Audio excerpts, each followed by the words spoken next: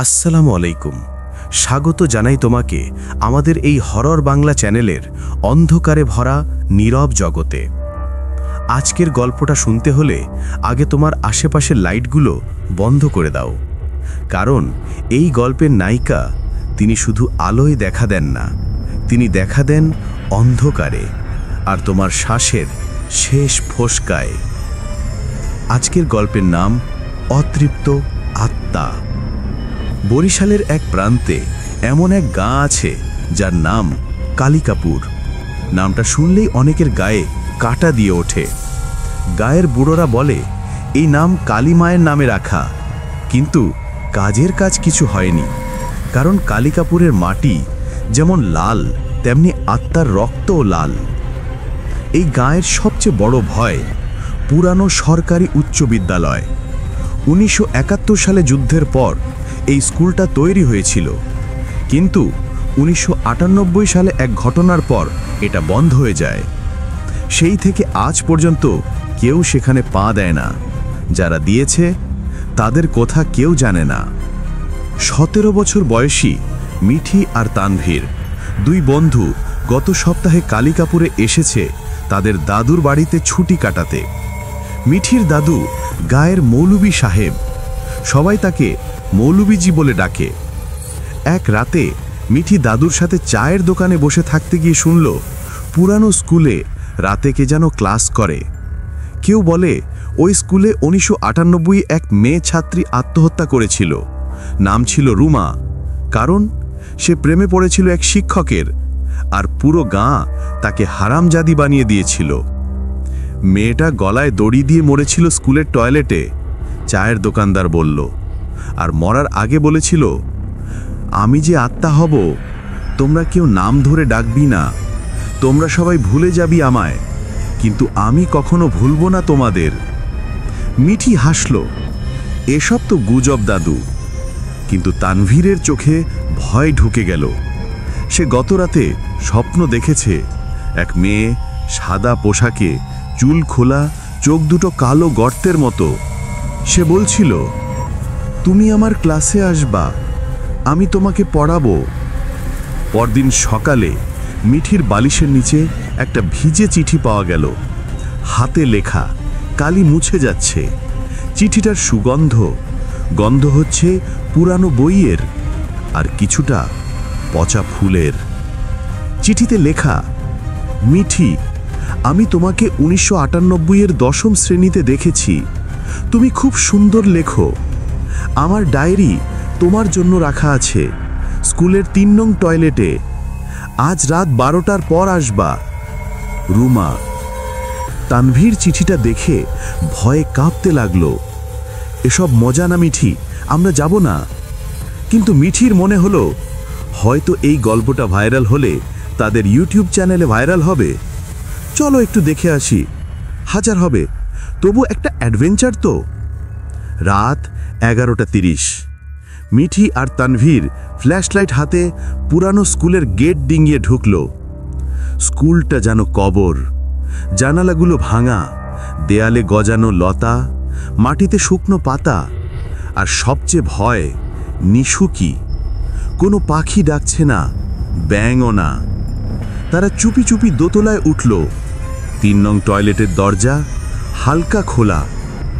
ভেতরে গন্ধ আর্দ্র মাটি আর লোহার গন্ধ, যেন রক্ত।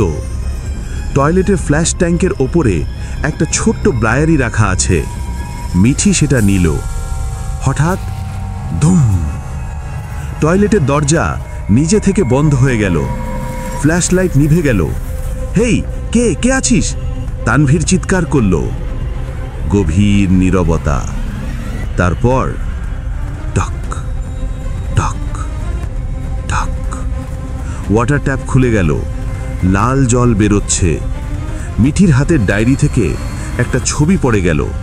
একটা মেয়ে, চোখে কাজল মাখানো, সাদা সালোয়ার কামিজ, কিন্তু গলায় দড়ি। আমি রুমা। এক মৃদু কণ্ঠস্বর। তারা পিছন ফিরল। সেখানে সে, চুলগুলো মাটি ছুঁয়ে, চোখ দুটো ফাঁকা, গলা থেকে টপকে আছে কালো রক্ত। তোমরা আমার ক্লাসে এসেছো, তাই আমি তোমাদের পড়াবো। মিঠি আর তানভীর হাঁটু গেড়ে বসে পড়ল। রুমা তাদের ক্লাসরুমে নিয়ে এলো। 1998-এর দেওয়াল, বোর্ডে লেখা, জীবন একটি পরীক্ষা, কিন্তু আমার পরীক্ষা শেষ হয়নি। আমার জীবনে যারা আমাকে হেয় করেছিল, আজ তাদের বংশধরদের কাছ থেকে শিক্ষা নেব। রুমার গলার শব্দ ছিল যেন বাতাসে ভাসমান কাঁচের টুকরো। সে মিঠির দিকে তাকালো। তুমি আমাকে ভয় পাও না, তুমি আমাকে গুজব বলো, তাই তুমি আমার সবচেয়ে বড় শিক্ষার্থী। তখন ঘটনা শুরু হলো। দেওয়ালে আগুন ধরল না, কিন্তু গরম হতে লাগলো। জানালা দিয়ে কুয়াশা ঢুকলো, আর সেই কুয়াশা থেকে হাত বের হতে লাগলো। সব ডেস্ক নিচে থেকে নড়তে শুরু করলো। তোমাদের পরীক্ষা হবে, রুমা বলল। আমার মৃত্যু সত্যি। মিঠি বুঝল রুমা আসলে আত্মহত্যা করেনি, সে হত্যার শিকার।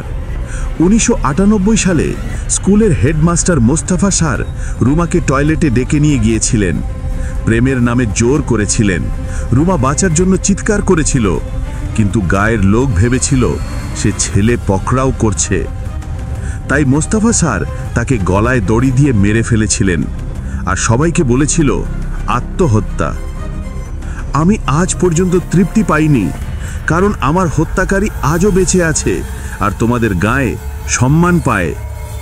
মিঠি বুঝল রুমার হত্যাকারী কে। দাদু তো বলেছিলেন মোস্তফা স্যার তো এখন গায়ের সেরা মানুষ। হ্যাঁ, মিঠির দাদুই সেই মোস্তফা স্যার। না না, দাদু কখনো এমন করতে পারে না, মিঠি চিৎকার করল। কিন্তু তখন তানভীর চিৎকার করে উঠল, মিঠি, দাদুর ঘরে একটা লাল স্কার্ফ আছে, আমি দেখেছি, আর সেটা 1998-এর স্কুলের ইউনিফর্মের স্কার্ফ। মিঠির মন ভেঙে গেল। রুমা তখন মিঠির দিকে হাত বাড়ালো।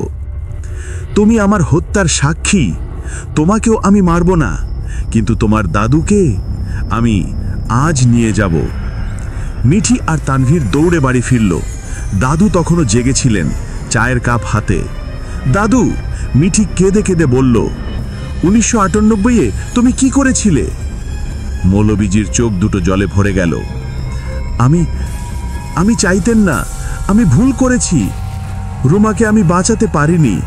আমি দড়ি টেনেছিলাম, কিন্তু তার চোখে ভয় দেখে থামতে পারিনি। ঠিক তখন ঘড়ির কাঁটা 12টা বাজল। দরজা খুলে গেল। রুমা সেখানে দাঁড়িয়ে। মোস্তফা, আজ তোমার পালা। মৌলবীজি চিৎকার করল, মাফ করো রুমা, আমি ক্ষমা চাই। কিন্তু রুমা বলল, তোমার ক্ষমা নয়, তোমার শাস্তি। রুমার হাত দুটো মৌলবীজির গলায় জড়িয়ে ধরল।